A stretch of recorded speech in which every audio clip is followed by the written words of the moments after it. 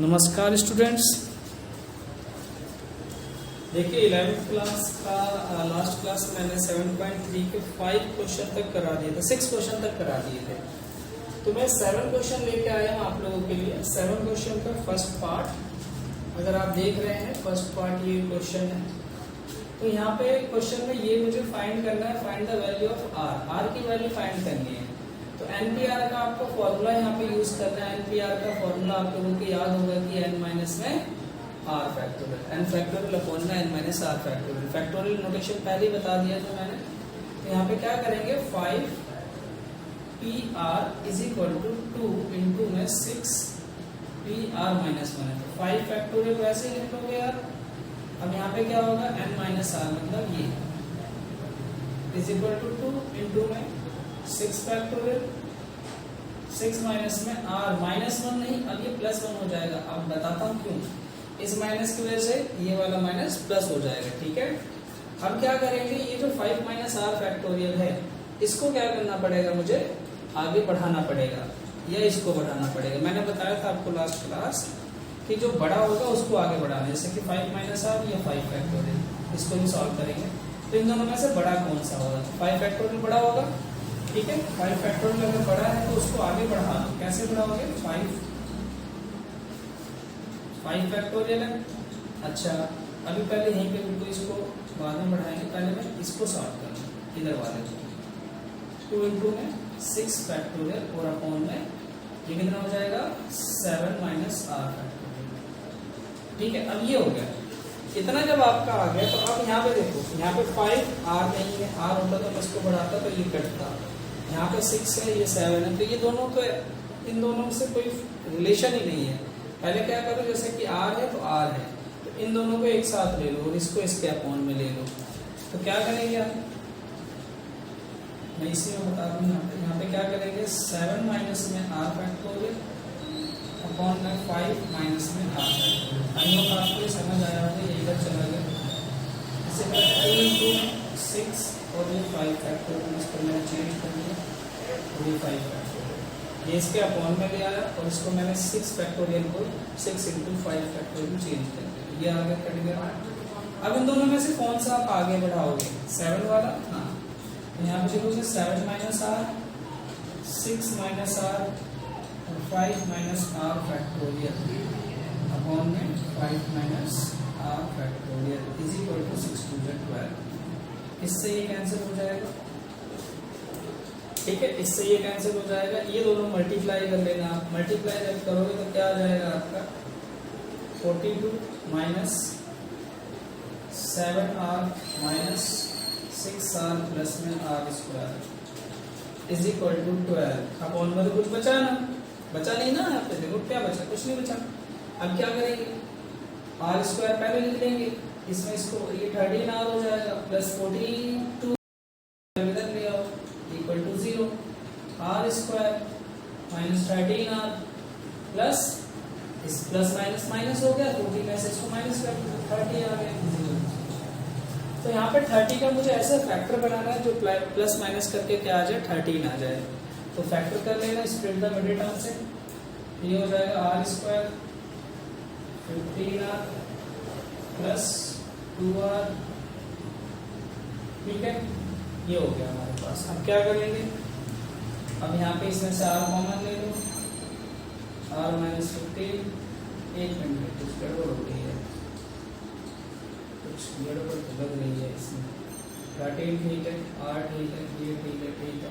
तो ये split the middle term गलत हो गया क्या, एक बार देख लेते हैं। मल्टीप्लाई 6 ठीक है, 7r 6r माइनस माइनस ठीक है इज इक्वल टू 42 इधर लिख दिया, आर स्क्वायर माइनस ठीक है 30 का तो फैक्टर वो हो नहीं रहा, 15 इंटू 2। फिर और कुछ बना लेते हैं, और क्या हो सकता है, 5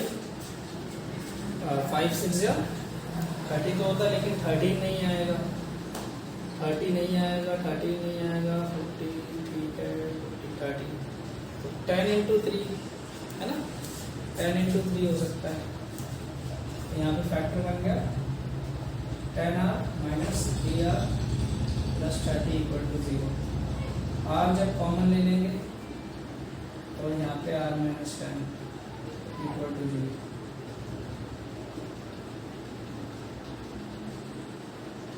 r इज इक्वल टू, ये तो 10 आ गया और r इज इक्वल टू 3 आ गया। अब हमारे पास r इज इक्वल टू 10 है और 3 है, तो कौन सा मैं रिजेक्ट करूं और कौन सा एक्सेप्ट करूं ये देखना है। देखो यहाँ पे दो वैल्यूज आ रही है। तो मैंने जब क्वेश्चन आपको ये चैप्टर जब बताया था, जब ये फॉर्मूला बताया होगा, तो बताया होगा n कभी भी r से छोटा नहीं हो सकता। तो अगर n कितना है हमारे पास, n यहाँ पे देखो ना 5 है ना, ये 5 है, तो 5 से r कभी भी क्या नहीं होगा, बड़ा नहीं होगा। तो 10 वाला रिजेक्ट हो जाएगा, 3 वाला मेरा आंसर हो जाएगा। ठीक है, तो रीजन आप लिख सकते हो n is should be greater than और equal to r, so r is equal to 3। ठीक है, n हमेशा ग्रेटर देन और इक्वल टू r होता है। आई होप आपको ये क्वेश्चन समझ आ गया होगा।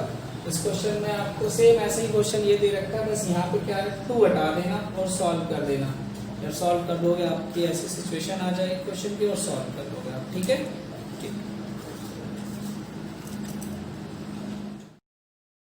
देखिए ध्यान से question number 8।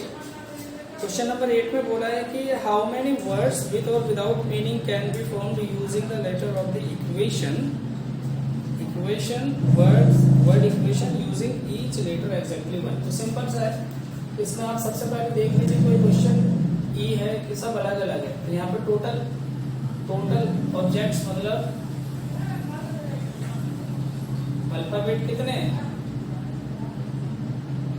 Total alphabet 1 2 3 4 5 6 7 8 8 alphabets हैं। तो हमें क्या करना है, इन सबको यूज करना है। बोला यहाँ पे हाउ मेनी वर्ड्स विद और without meaning can be formed, इनको आप यूज करके कितने वर्ड्स बना सकते हो। तो क्या करोगे, तो यहाँ पे total number of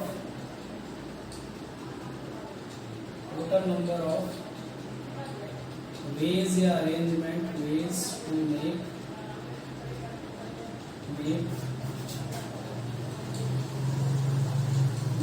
words with or without meaning, words with or without meaning from equation से जब आप बनाओ कितना फैक्टोरियल, 8 फैक्टोरियल आपका आंसर आ जाएगा। ठीक है, जब यहाँ पे कोई सारे नंबर ही आपको लेने तो 8 फैक्टोरियल आपका आंसर होगा। 8 टाइम्स इसको मल्टीप्लाई कर लेंगे। कैसे मैं बता देता हूँ, NPR फॉर्मूला होता है, NPR 8 फैक्टोरियल 8, और यहाँ पे आप क्या करेंगे 8 माइनस 8 फैक्टोरियल अपॉन में 0 फैक्टोरियल हमेशा 1 होता है, इसलिए 8 फैक्टोरियल आपका आंसर आएगा। और इसको सॉल्व कर लेंगे, आपका आंसर आ जाएगा। ठीक है, अगला क्वेश्चन देखते हैं। अगले क्वेश्चन में बोला है कि हाउ मेनी वर्ड्स विद और without meaning can be made from the letter of the Monday. सबसे पहले आप मंडे यहाँ पे देखिए MONDAY, मंडे से आप कितने वर्ड बना सकते हो, हाउ मेनी वर्ड। तो सबसे पहले नंबर ऑफ ऑब्जेक्ट देख लो, एंड कितना है 1 2 3 4 5 6 6 हो गए। ठीक है, फिर यहाँ पे आप कितने लेटर बना सकते हो, तो 4 letters are used at a time. जब 4 लेटर यूज करना, पहली बार में बोला कि 4 लेटर यूज करना था, NPR का फॉर्मूला लगा देना। इसमें क्या हो जाएगा 6, ये वाला फॉर्मूला लगा देना और आपका आंसर आ जाएगा। ठीक है, 6 फैक्टोरियल और 6 माइनस 4 फैक्टोरियल मतलब 6 फैक्टोरियल अपॉन 2 फैक्टोरियल, ये हो जाएगा आपसे। सेकंड वाला देखो, सेकंड वाले में बोला all letters are use at a time. All letters are use at a time का मतलब है पूरा लेटर यूज करना, तो 6 फैक्टोरियल हो जाएगा। थर्ड वाले में बोला है कि all letters are use at a time but first letter is a vowel. Okay, vowel, तो सबसे पहले सारे लेटर पे यूज करना है, लेकिन फर्स्ट लेटर इज वोवेल। तो सबसे पहले वोवेल कितने यहाँ पे देख लो, तो वोवेल्स कितने वोवेल है, तो वोवेल देखेंगे तो आप तो पता लगेगा। यहाँ पे वोवेल है हमारे पास A और O, 2 वोवेल है। तो ये दोनों लेटर क्या हो सकते हैं, स्टार्टिंग में आएंगे, ये दोनों लेटर स्टार्टिंग में आएंगे और बाकी जितने बचे हुए रिमेनिंग रिमेनिंग लेटर कितने बचेंगे, m बचेगा, n बचेगा, d बचेगा और y बचेगा, m n d y बचेगा ये चारों लेटर। ये चारों लेटर कहीं भी आप रख सकते हो। तो इसका परमुटेशन कैसे निकालोगे, देखो मैं पहले यहाँ पे लिख दूँ परमुटेशन ऑफ जो भी है वो आप लिख लेना, इसको बता देता हूँ। देखो तो सबसे पहले 1 2 3 1 2 3 4, ठीक है। तो पहला लेटर 6 नहीं, सॉरी 6 1 2 3 4 5 6। तो पहला लेटर हमें क्या चाहिए, ए और ओ में से चाहिए। इसका मतलब दो तो फिक्स हो गए, इन दोनों में से कोई एक पहला चाहिए ही चाहिए, ये बोला क्वेश्चन में। फिर उसके बाद बाकी और रिपीट के बारे में बोला है क्या, no letter is repeated, repeat नहीं होना चाहिए और कोई लेटर रिपीट नहीं होना चाहिए। अब पूरे टोटल लेटर कितने थे हमारे पास, 6 थे, 6 में से एक यहाँ फिक्स हो गया, तो 5 बचेंगे, 4 बचेगा, 4 बचेगा, 3 बचेगा, 2 बचेगा, 1 बचेगा। तो इसका मतलब अब हमारा आंसर भी कर सकते हैं, हो जाएगा। या आप सीधे आप इसको ऐसे भी लिख सकते थे 2 × 5 फैक्टोरियल। 5 6 लेटर तो यूज करने थे, 6 में से एक लेटर तो यहाँ यूज हो गया, 2। अब ये दोनों में से कोई एक हो सकता है, इसलिए यहाँ पे 2 लिख दिया और 5 फैक्टोरियल, ठीक है। या इसको ऐसे भी लिख सकते थे, कैसे 2 × और लेटर कितने बचे 5, हाँ 5 में और 5 ही यूज करने, तो 2 × 5 फैक्टोरियल, वही बात होगी, ठीक है। इसको सॉल्व कर लेंगे, आंसर आ जाएगा। अब नेक्स्ट क्वेश्चन हम नेक्स्ट क्लास में करेंगे। देखिए स्टूडेंट्स, एक थ्योरम है आपकी, the number of permutation of N objects.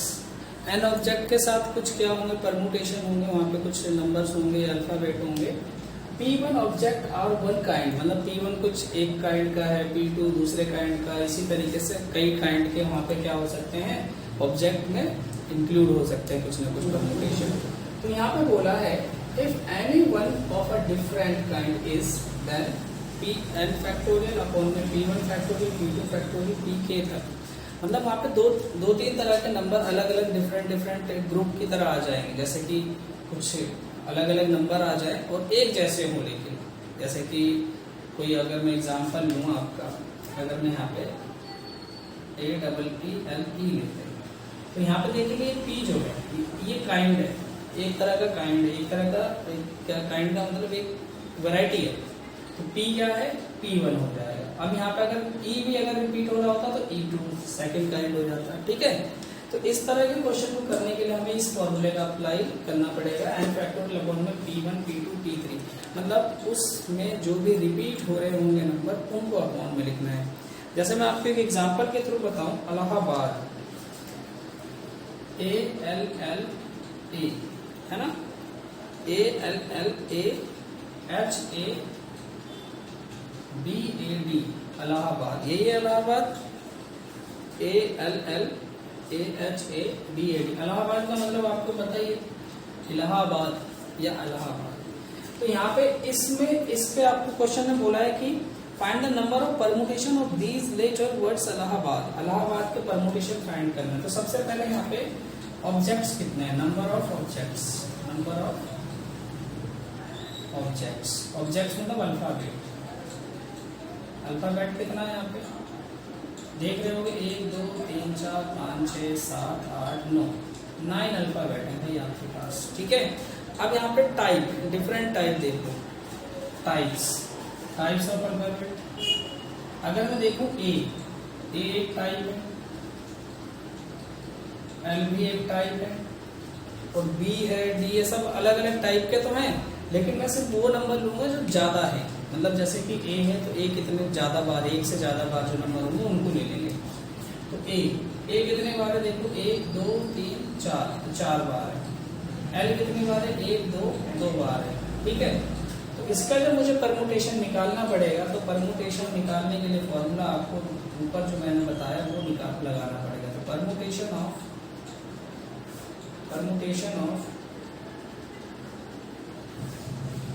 Allahabad कैसे निकालोगे, टोटल n मतलब 9 फैक्टोरियल अपॉन P1 मतलब 4 फैक्टोरियल, 4 × 2 फैक्टोरियल, ठीक है। 9 × 8 × 7 × 6 इंटू 5 इंटू 4 फैक्टोरियल तक मैं ले जाऊंगा, 4 फैक्टोरियल इंटू में 2 इंटू 1 फैक्टोरियल 1 तक ले जाऊंगा, इसको इससे कट कर दूंगा, 4 आ जाएगा, इनको मल्टीप्लाई कर लेंगे, आपका आंसर आ जाएगा। ठीक है, मल्टीप्लाई कर लेंगे, आपका आंसर आ जाएगा। रिपीट वाले जब ऐसा कोई अल्फाबेट आ जाए आप ऐसे ही फाइंड करेंगे। इसी तरीके से आप दिल्ली का भी निकाल सकते हो, दिल्ली, हरियाणा का भी निकाल सकते हो, हरियाणा, उत्तर प्रदेश का भी निकाल सकते हैं, तो बहुत सारे आप फाइंड कर लेंगे। ठीक है, अब मैं इन क्वेश्चनों पे आता हूँ।